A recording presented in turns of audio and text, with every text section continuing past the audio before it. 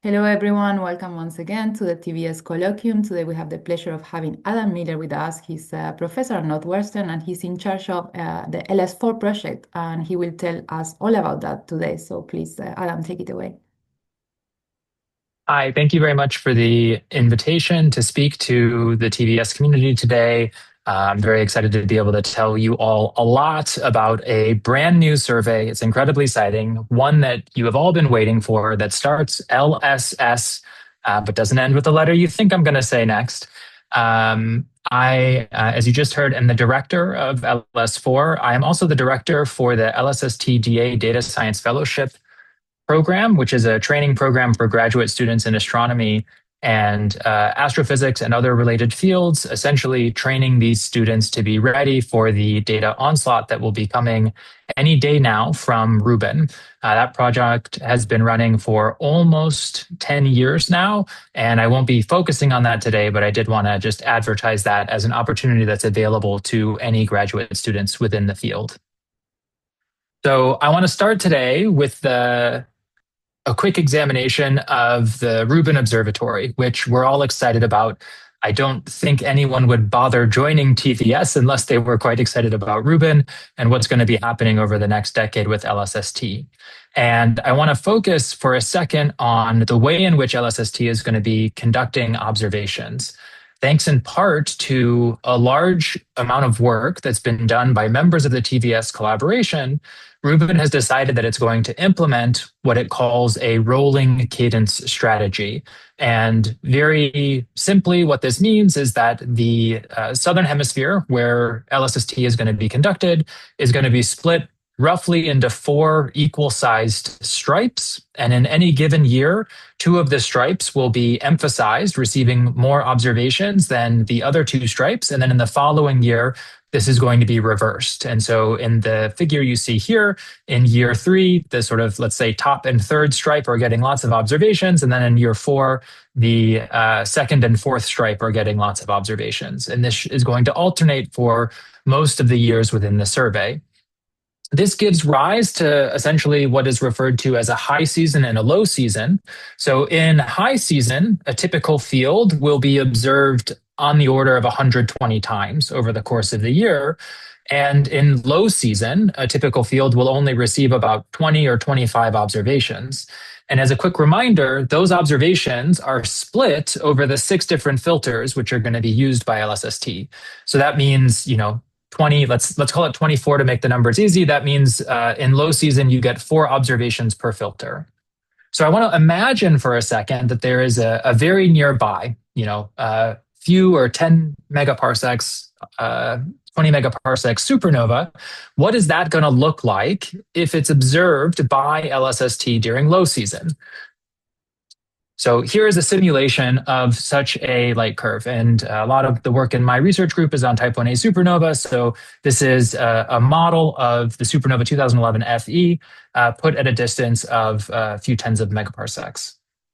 And so you can see that there's very nice deep upper limits from Rubin. And then as soon as the supernova explodes, more or less all of the observations are saturated because the supernova is far too bright to actually produce reliable point source photometry given the large aperture of LSST. Now, let's also imagine that there is simultaneously some other survey that is observing the same galaxy where this star explodes on a smaller aperture telescope. What will the light curve look like if that survey were to be observing every single night? So that's going to look something like this.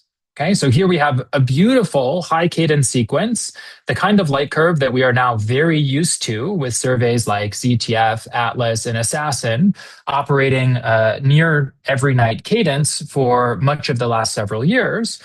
We have deep upper limits, a nice, beautiful sequence of the rise, clear information about what's happening on the decline of this supernova.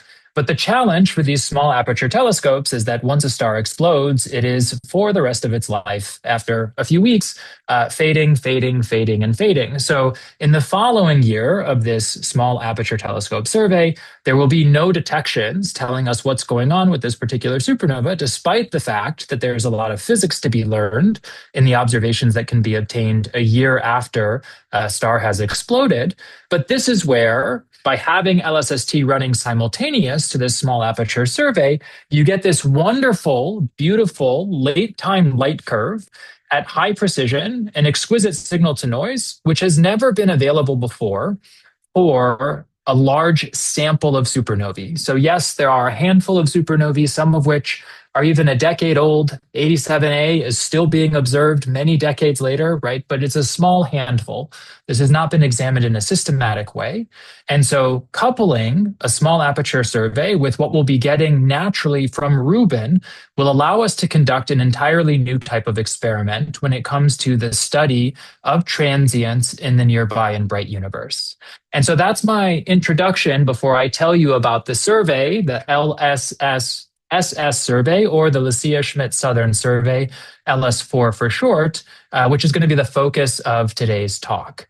So the whole idea of LS4 was to develop something that will build upon the wide array of work that's been done over the last couple of decades, while connecting with the fact that Rubin is naturally going to be operating in the same hemisphere and at the same time as LS4.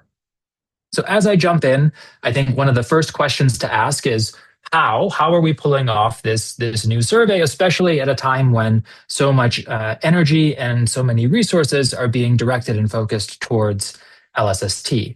The short answer here is that we are reusing everything. We are doing this on the cheap. So the telescope already exists. ESO has a 1 meter Schmidt that we'll be using for LS4. There was a wide field camera that had last run a survey on the Schmidt about 15 years ago. This is the Quest camera, which was originally used at Palomar and then later used at the ESO Schmidt. And we are taking that camera, but retrofitting it with new detectors so that we can fill the 20 square degree focal plane entirely. The detectors are also a major cost anytime you're dealing with new instrumentation. But in this case, we were able to find a large number of leftover CCDs that were built as part of the fabrication run for the dark energy camera. So these CCDs are essentially leftover from DES. They are science grade, but they were not installed on the actual DECam detector. And so these 32 Lawrence Berkeley Lab deep depletion well CCDs are how we are retrofitting the Quest camera. Overall, there's 268 megapixels, and the pixel scale is 1 arc second for LS4. We expect, based on the quality of these detectors and the site at LaCia, that in a typical 45-second exposure, we'll be able to reach about 21st mag in G band. That's in gray time, so it'll get a little bit better in dark time, a little bit worse in bright time, and also be able to reach about 20th magnitude in the Z band, and that has relatively little variation based on stellar lunation. As the observations are collected at LaCia, they will then be transferred to Sierra Tololo and Noir Lab via a radio link that is connecting the two observatories. And then from there, they'll travel on a high-speed connection up to the United States, where the data processing pipelines will be run at the Lawrence Berkeley National Laboratory. To put LS4 into context, here's a quick plot showing the étendue of many different time domain surveys. There's a dark circle right in the middle that's highlighting LS4. On meter class telescopes, the sort of only facilities that have a larger étendue are ZTF, which is currently operating in the Northern Hemisphere, and Kepler, which many years ago ran a survey for transiting planets in outer space. That was a NASA mission. So we have a roughly, let's say half of ZTF in terms of the volume that we can survey at fixed speed. There is some unique aspects of the Schmidt telescope, One of them is that there is no room once the camera is inside the telescope tube for us to incorporate a filter exchanger. And so in order to be able to get colors, we have elected to forego a filter wheel and instead develop a single multi-passband filter. So here's an example of what this looks like. You can see the outlaying of the 32 CCDs on the focal plane, and we have 4 different filters covering each quadrant of the detector, where we can get G, I, and Z as filters for LS4. In practice, the way that we'll get color information is by dithering the camera over the field that we are interested in observing. And we have elected to do two different I-band filters, which will allow us, if you pick a single point on the sky, as we observe that point with every quadrant of the detector, it'll allow us to get a higher cadence of I-band observations than we do in the G and the Z band. And it also allows us to leverage the fact that the chips in the LS4 camera are particularly sensitive at about 8,000 microns. So we'll be able to get really, really high quality I-band observations with minimal fringing at high cadence. So this is our unique filter design for LS4. We've been hard at work on this project. The goal was to be on sky before the end of LIGO 04. Very technically, we have met this goal, although only just barely. So in May of last year, the camera was finally fully assembled at Yale, and there was an extensive suite of testing that was done before everything got packed up, and the camera was then shipped down to Chile in January of this year. So 11 months ago. In April of this year, we finally got the camera installed on the Schmidt Telescope, and we were able to start commissioning in May. Unfortunately, we had an extended run of poor weather. The conditions can be a little bit worse in the Chilean winter. And so we even had a couple instances where we had people on the mountain, but bad storms were rolling in and they were asked to leave the mountain well before the commissioning runs were done. Nevertheless, last month, we were finally able to get solid conditions and make all the progress necessary on the different hardware components that we were able to get good observations from the telescope and run complete observing sequences without having an observer sort of in the room operating everything in person. So as of this month, which is, I know, only a few days old, but we have been able to now operate remote observations with the telescope. And we, of course, did all of this so that in the next 2 weeks, we will be capable of discovering a LIGO counterpart. And that's one of our main science goals. And the background context, of course, for all of this is that Rubin is coming, and we are expecting that alerts will begin from Rubin any day now. And so one of the very exciting things that will be possible with LS4 is merging the alert stream from LS4 along with that's coming from Rubin LSST. I want to spend just a minute, maybe two, but no more than that, on the organization of the project. So LS4 is run by an executive committee, which has one representative from each founding member. The founding members are Bar-Ilan University, Tel Aviv University, Portsmouth, the Millennium Institute in Chile, Yale, Northwestern, Fermilab, UC Berkeley, and the Lawrence Berkeley National Laboratory. I am not going to read the names of everyone. I'm just flashing these up. You can go back and look at the recording if you're curious about who the representatives are from different institutions. We also have the LS4 Collaboration Council, which is largely responsible for the science that the survey does, and they report into the executive committee. This includes representatives from numerous institutional collaborators. So these are collaborators that are not at the same level as the founding members. Most of these partners are in Europe, and we also have a means of adding new members to the collaboration.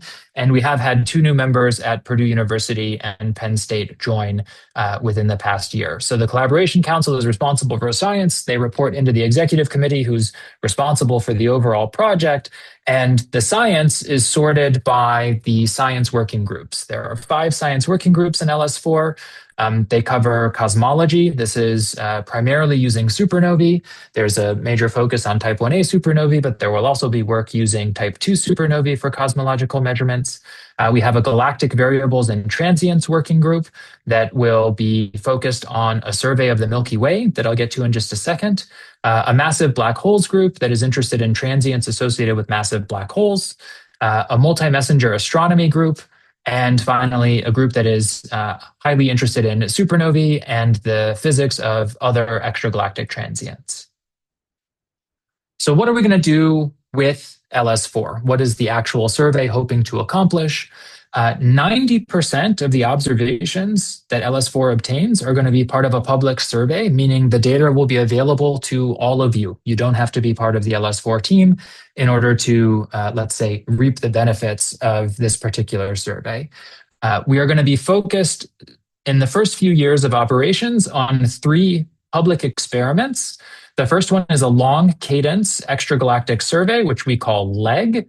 The idea here is that for a given field on one night, there'll be a G and an I band observation. So basically half the field of view will hit a particular location. And then as we come back to that same field 3 nights later, so this is a very wide field survey covering many thousands of square degrees. As we come back 3 nights later, the other 2 quadrants of the telescope will be put on the location of interest. So you'll get I-band and Z-band observations. So for the LEG survey, there'll be G and Z observations on a roughly 6-night cadence with I-band observations every 3 nights. This is going to be about half of the public observing time devoted to this particular survey. We also have the fast optical observations of transients, or FOOT survey, where we will be observing every night the same fields, but we will still be alternating the G and the Z band observations. So the I band observations will happen on a 1-night cadence, and then every other night you'll get G or Z within the FOOT survey. This is going to cover about 1,000 square degrees. And it's going to be specifically selected to be focused in the low season Rubin areas. So we'll get those high cadence observations when Rubin is not getting high cadence. And then in the following year, as Rubin rolls on to a high season, and many of the sources that we discovered are no longer bright enough to be detected by LS4, we'll get those exquisite late time light curves that I mentioned at the very beginning of this presentation.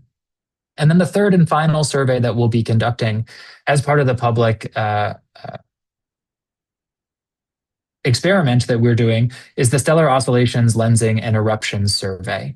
This is going to have a 1-night cadence in the galactic plane, and this is also going to be about 25% of the public survey time. So we have defined fields that include the galactic bulge and primarily a spur along the central regions of the Milky Way, where we're going to be looking at a little over 1,000 square degrees every single night.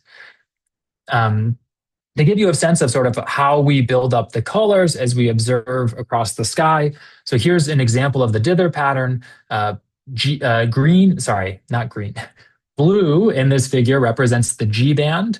The yellow color represents the I band, and the red color represents the Z band. And you can sort of see as we march across the sky with a typical pattern that sort of goes like up and over, we are able to slowly build up in every bit of the central portion of this dither pattern, a full G, I, and Z coverage, giving us all of the colors that are available in our special designed filter filter for LS4. Okay. So the other 10%, I said that the 90% is public. The other 10% is reserved for special projects. This is the purview of the LS4 founding members. And these observations are largely going to be dedicated to time of opportunity observations and specially selected deep fields. The TOOs especially are going to be going after sources that have very large localization regions, which allows us to leverage the fact that LS4 has a 20 square degree field of view. But it's also going to allow us to leverage the fact that we are very eye sensitive and very red sensitive, with a lot of coverage in the I band and the Z band, whereas many of the existing efforts to try and follow up something like gravitational wave event from LIGO are a little bit more blue sensitive using classical CCDs. Special fields that we are considering at the moment include the Euclid Deep Field, which we plan to observe every single night. And we're still a few years away, but the Ultrasat UV mission is going to have a specially selected high cadence field in the southern hemisphere that's a couple hundred square degrees. And following the launch of Ultrasat, we will be observing that field every single night as well, so that we have high cadence optical observations that can be coupled with the extremely high cadence UV obs that'll come from Ultrasat. There may be other projects that are proposed by the founding members, and those are still to be determined as part of this special project time. The science that we'll be doing with LS4, I think, is familiar to all of you, so I'm not going to spend a ton of time going over each of the individual science cases with, a different picture or a different plot from every single paper. But what I do want to highlight in the leg and foot surveys really quick is the different ways in which the coverage that we will provide with LS4 is going to be particularly interesting. So gravitationally lensed supernovae are one of the leading science cases that we have.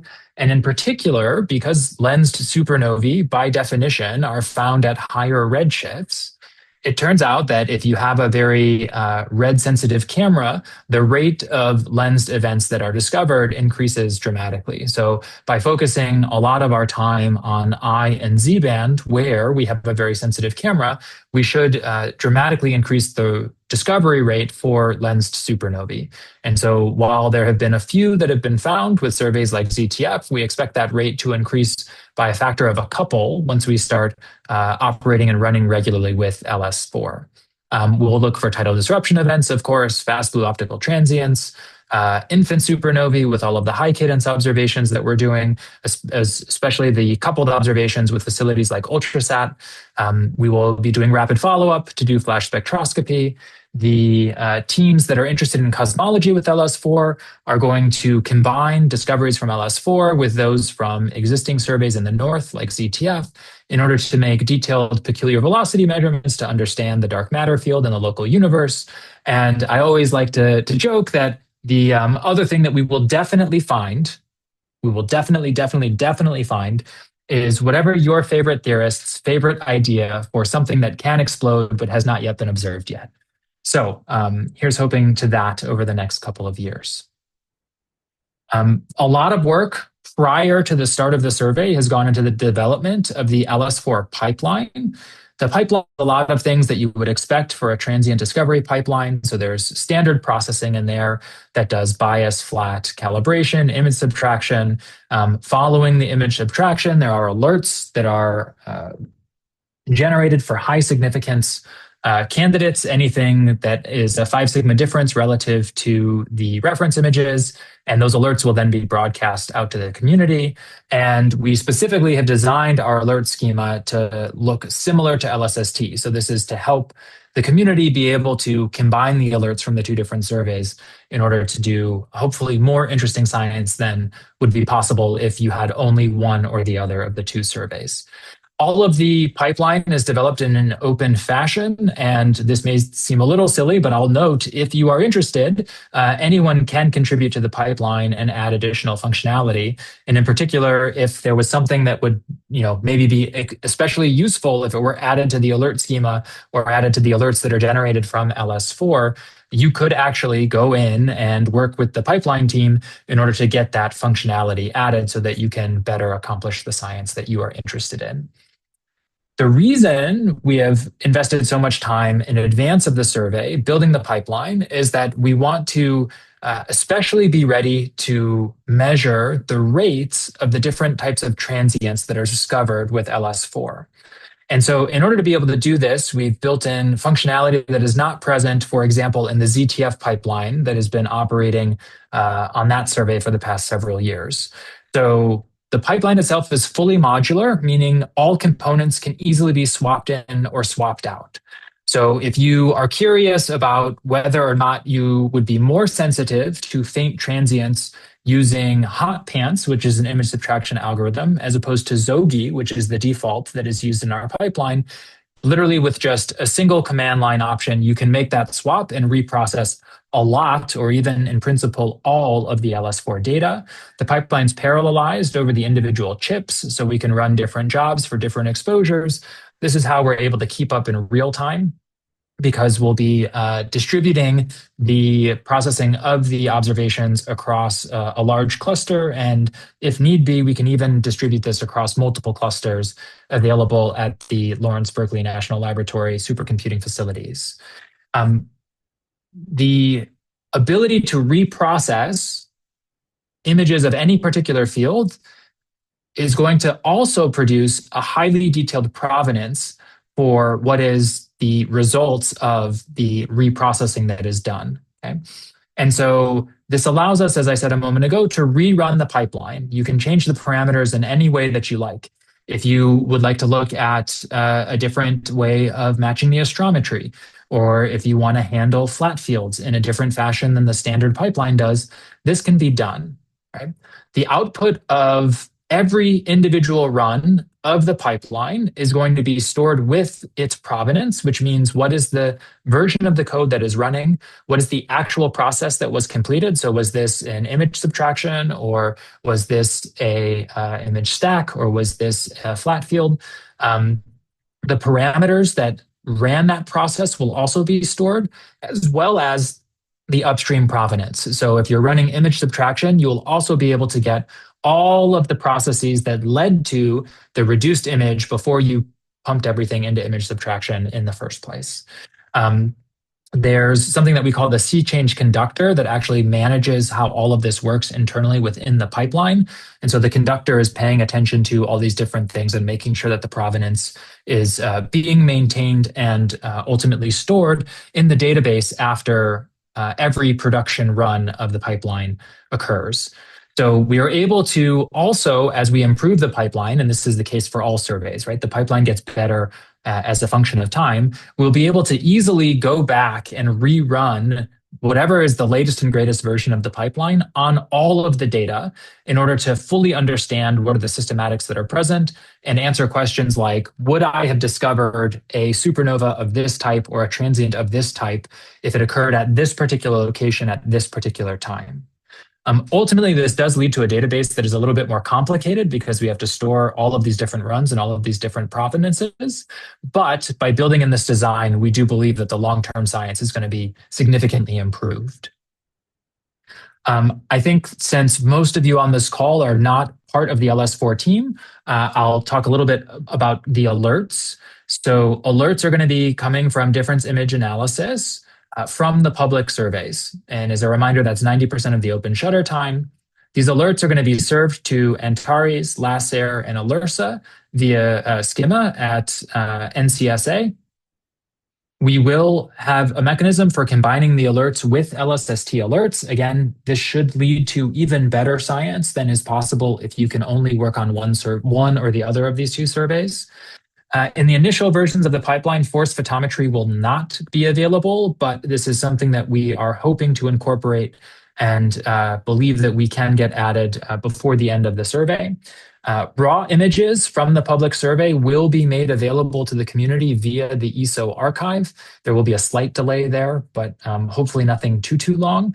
And the stacked reference images that we make in order to produce image subtraction will also be made available on the ESO archive. That will probably have a typical delay of about 12 months. So almost like on a specific data release schedule, although there is no precisely defined date at which those reference images have to be made available.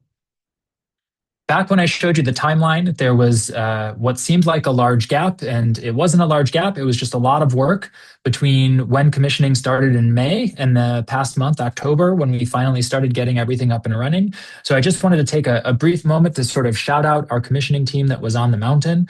So here's a couple of photos. On the left, you can see Kenneth Lin, Renato Galleguillos, Jonathan Andres Pineda Garcia, who are underneath the Schmidt Telescope. On the right is a picture of Giuliano Pignata holding the filter tray. So you can actually see, I believe that's Kenneth taking a picture of Giuliano holding our different quadrants for different filter before it got installed into the telescope. And after the team finally managed to get the camera in the telescope, which was a substantial challenge in and of its own right, they were able to celebrate while still on the mountain with 4 lovely, extremely non-alcoholic beers, since you are not allowed to consume while on top of the mountain.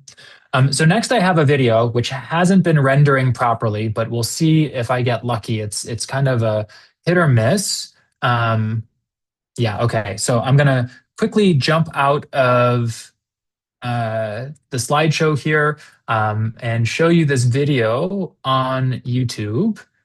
And I am still sharing, so I think you should see the video. And this is just IR camera that's capturing a sequence of observations that was collected just a couple nights ago with LS4. So we are on sky, we are observing. I will not today be sharing any images with you because at the moment those are embargoed as we prepare an announcement about first light for the camera. But I just wanted to show this video to illustrate that we are getting data on sky right now, and we are extremely excited about that within the collaboration. Okay. All right, so jumping back to the slides.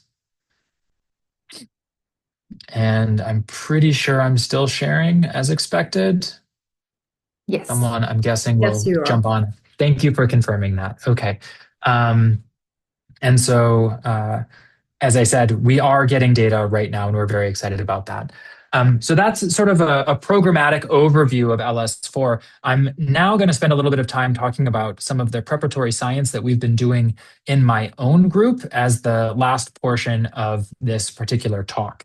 And a lot of our focus before we actually have LS4 observations has been on building models and different ways that we can improve our discovery efficiency. So any of you that know me know that I have spent a long amount of time in my career thinking about how do we separate stars and galaxies in imaging data. And this is especially important for wide field surveys looking for transients. So of course, right, if you find some transient for a source on the left here at extremely high signal to noise, if it has some round fuzzy thing underneath it, that's clearly a galaxy, and you're likely looking at a supernova or some other type of extragalactic explosion. And if it has a point source thing under it, then of course you've got some kind of stellar variability, most likely here within the Milky Way. But as you notice, as you go to lower and lower signal to noise, our ability to actually distinguish whether or not a source is a galaxy or a star becomes far more complicated. And so I've worked with many different students building catalogs to try and better separate stars from galaxies so that we can understand whether or not our newly discovered sources are extragalactic transients. And we just very recently released a new point source catalog for the Legacy Survey. This was work that was led by Chung Liu, who's a graduate student in my group. I will briefly say Chung is amazing and applying for postdoctoral positions right now. So if you are in a position to hire, you would do quite well in order to hire Chung. What I want to specifically highlight for you is this plot is showing a bunch of sources, galaxies as well as stars. The galaxies are shown in blue, the stars are shown in orange, and gray is sort of the total number of sources as a function of brightness in the HST cosmos field. So HST has incredible resolution. We can very easily tell the difference between stars and galaxies. And the Legacy Survey does put out their own classifications of sources as either stars or galaxies.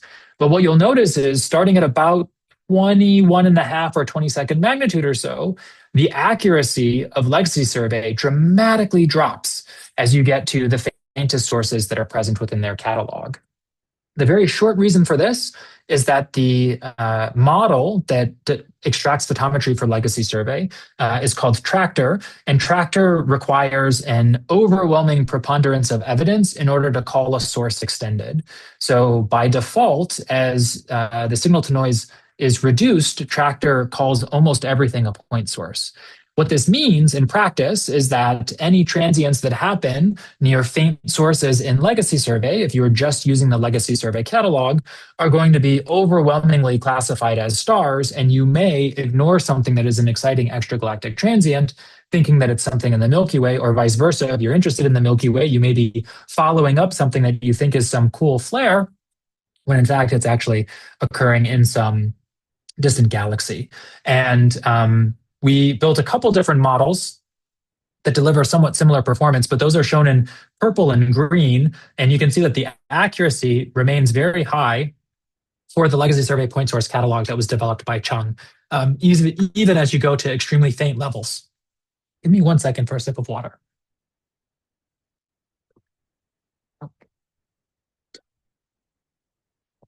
Thank you. My apologies. My throat got really dry there. We can also test how well the model works on spectroscopic observations, which also give us pristine labels for whether or not a source is a star or a galaxy. And we find that our model does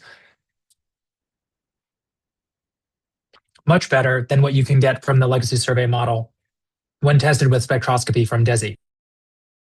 And then I'll just point out that this particular catalog is the deepest star galaxy catalog that is in existence to date. It has excellent coverage throughout the sky everywhere except for the galactic plane.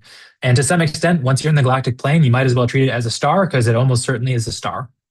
But I want to point out that this particular catalog, which we'll be using and incorporating into the LS4 workflow, will also be super useful for Rubin in the first year or 2 years of operations, when the stacked images that Rubin produces will not yet be deeper than what we have in Legacy Survey itself.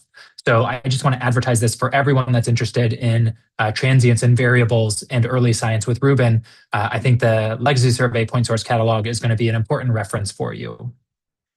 One of the other things that I am super, super, super excited about with LS4 is that these small telescopes provide a wonderful test bed for developing and deploying artificial intelligence models. So the picture here is a scanning page from ZTF. It shows images that are likely familiar to most of the TVS community, but we get image cutouts from where a source is detected in subtraction, along with deep reference images and the light curve history. And I personally, and many of you that are on this call, have spent not just hours, the equivalent of days or weeks or even full months of our lives looking at images just like this, trying to decide, is this thing a supernova? Is this thing a flaring star? Is this thing something that I'm actually interested in? And so a few years ago, I was speaking with Nabil Rahimtullah, who is a graduate student working in my group. And I said, we shouldn't have to be looking at this stuff anymore. We should have enough data that we can figure out how to build a model to identify supernovae without a human being in the loop. And this conversation led to the development of a project that we refer to as BTS-Bot, which has now been deployed on ZTF. And the basic idea here is we want to take all the information that a human might have, essentially what are the image cutouts, and we'll pass that into a branch of a convolutional neural network. And then we'll also take image information that you might get from the light curve. We'll put that into also a neural network that's fully connected. We'll merge the two. So this is a multimodal model. There's different types of data that are going into it in order to ultimately get a classification for whether or not a source is a bright supernova. And about 2 years ago now, we discovered supernova 2023 TYK, which in and of itself is a somewhat anonymous type 1a supernova, but we were able to automatically detect this thing, identify it as a likely supernova, request a spectrum, which was obtained from a robotic telescope, produce a classification from another machine learning model that worked on the spectra from SEDM, and then release a public report of the classification of this supernova in a fully automated fashion. Literally, there were no humans in the loop here. This particular discovery happened while Nabil and I were asleep. And I got to tell you, we should all endeavor to get more sleep, even though very much our jobs require us to be up at night. And so this kind of automation, in this case, you could say this is just a little party trick. But what's very exciting is that automation enables us to not just get automatic follow-up, but for us to get very rapid follow-up.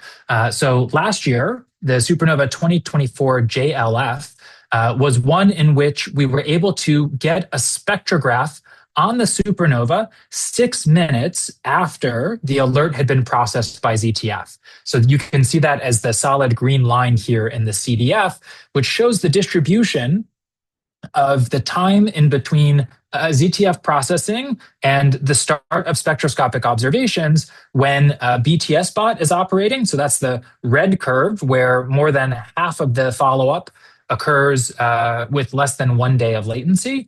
And on the black curve, you see the latency that's present when there are humans in the loop, and more than half of the spectra occur a full night after the supernova has been discovered.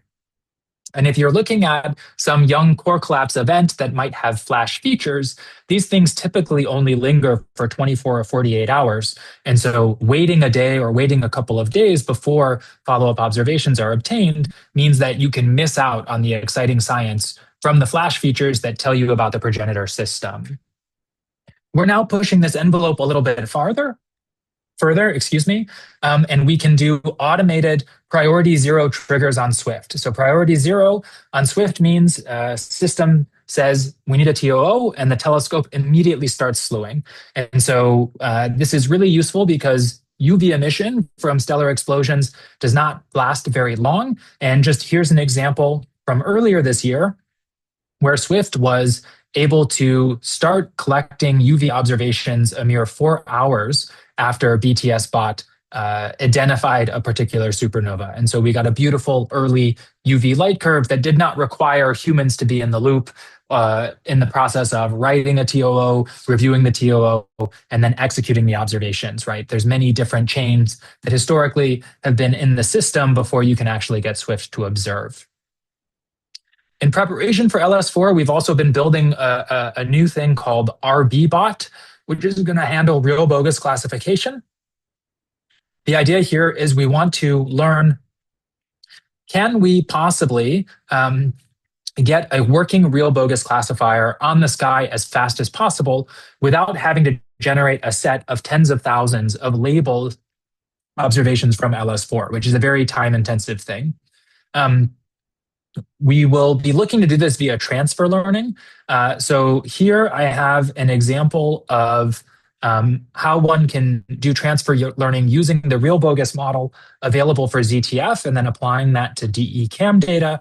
And you can see that when there's a large number of alerts that one can use to train the model on the order of tens of thousands, you can take a model that works well on one survey and then train it to work on the new survey with this large number of alerts and still be able to produce a high level of accuracy, about 98% in this case, which is similar to what the ZTF model produces itself.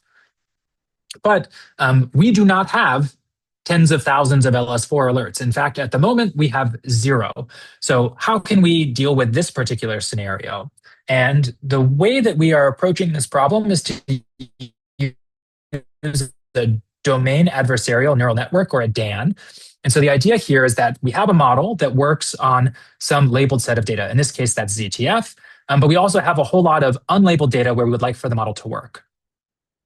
So the way a DAN works is initially you build the model so that you can back propagate the loss in order to optimize the discovery of real and bogus sources purely on the ZTF data. So this looks like any real bogus model that is incorporated into the large number of time domain surveys that are running currently. What's interesting is the adversarial component of this network has a separate branch that tries to classify whether or not an image is from LS4 or ZTF. But in particular, we don't want to actively classify correctly whether or not an image is from LS4 or ZTF. So we back propagate the negative loss. In other words, we want the model to not be able to distinguish between LS4 and ZTF. And if that's the case, then it will only learn how to do real bogus classification in an agnostic way or a telescope independent way. And in that way, we'll be able to use a lot of unlabeled LS4 data to get a performant model shortly after we start producing alerts. So here is an example of a newly created model. So on the left, we have labeled ZTF data. On the right, we have unlabeled data from DECam. So we're going to sort of simulate what things will look like once LS4 turns on. And you'll notice that the ROC curve for DECam, which is the far right panel here, is essentially just a diagonal, meaning that random guessing is just as good as the model itself. But as we begin running this domain adversarial neural network and the model gets more and more better, working through different epochs, you'll see that the score distribution for real and bogus sources in DECam dramatically starts to show separation between real and bogus events, and the ROC curve becomes very strong. Now, in this particular case, the pixel scale of DECam is very different from that of ZTF, and LS4 will have a similar pixel scale, and so we think we'll be able to get even better performance once we incorporate LS4 alerts into this DAM. Finally, I just want to close with a few slides about classification, and in particular, a model called Oracle that was developed by Ved Shah, who is a graduate student that is working in my group now at Northwestern. So Oracle is somewhat unique in that it performs a hierarchical real-time classification. So yes, this is a model that can tell you if you have a type 1bc supernova or a type 1a supernova, but you can also go to higher levels within the hierarchy in order to understand, oh, is this a transient source or a variable source? So here is a cartoon of a light curve with the brightness evolving as a function of time. And immediately after explosion, there's not a lot of information on the source that you have beyond the context of its location. So like, is this a source that's close to a galaxy? As you can see in the cartoon right here, that means it's very likely to be a transient. So that classification can happen very early. As you get more information, you can start to disambiguate between things like, okay, is this transient more like a supernova or like a fast transient like a F-bot or something like this, right? And based on the rise time, if it's a little more gradual and supernova-like, then after a few more observations, you can say that this is a supernova. And as you start to get into the sort of maximum light or slightly post-maximum light, we can then start to distinguish whether or not the source is a specific type of supernova as we get more observations. So the classifications become more granular and more accurate with time, but we can still learn a lot of information even at the very early phases of the evolution of the source. This is also a multimodal model where the time series information is going into a series of recurrent neural networks, or I should say a recurrent neural network, and contextual information about the host galaxy and the environment of the source is going into another neural network with the information concatenated, merged, and producing a final classification at the end. This work is published in a paper that looks at simulated Rubin observations from the Elastic classification challenge. But right now we are actively working on applying these models to real data from ZTF. The performance on real data is actually quite good. So here is an example showing as a function of time since the first detection of a variable or transient source, what the macro average F1 score is for level 1. So this is just separating, is this a transient or is this a variable source? So even a day or two after discovery, we have a macro F1 of about 0.9 there. It's gradually increasing, but also looking at level 2, this is where we start to ask questions about what type of supernova is this, or what type of AGN, or is this an AGN or a CV? And you can see that even at around 64 days, we have an average F1 score that's about 0.7, an improvement, particularly when you look at the confusion matrix, that continues to get better as we get more and more observations. And you can see a detailed drill down of how well the classifier works when considering the full light curves in the panel on the right here. So as you can tell, my group has been very interested in building machine learning models that can help us find and learn things about stellar explosions.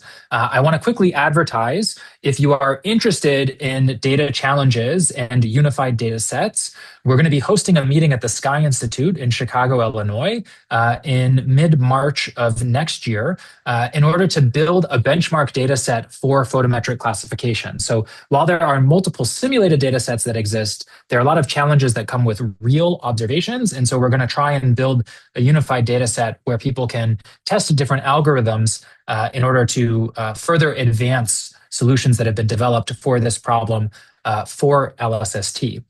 We'll be focused at the workshop on public data sets like that from ZTF, but we're hoping to also define standards for what benchmarks will look like in the future so that LSST observations can be incorporated. All right, so I'm just running up against time. I have a few conclusions. LS4 is a new time domain survey that's going to be conducted with the Silla Schmidt, and it's going to do a lot of great science. I am never amazed. I can never stop being amazed by the fact that the universe is constantly finding new ways to surprise us. And so this is one of the very exciting things about new time domain surveys. I just want to quickly advertise a result from Steve Schulze, who was a postdoc working in my group and just started a new tenure track position at the Weizmann Institute. But we published earlier this year the discovery of an entirely new and also unpredicted type of supernova, a type 1En. And so for both LS4 and LSST, the fact that the universe will find some new ways to surprise us over the coming years is especially exciting. And the last thing I will say is that I think the combination of LS4 and LSST is going to provide several very, very unique opportunities in time domain science. And I'm quite excited for the discoveries that are to come. So thank you very much for listening, and I will happily take any questions that you may have. Thank you so much, Adam. This is indeed very exciting, and indeed future is bright and has a lot of data that we need to work on. So thanks a lot for your presentation.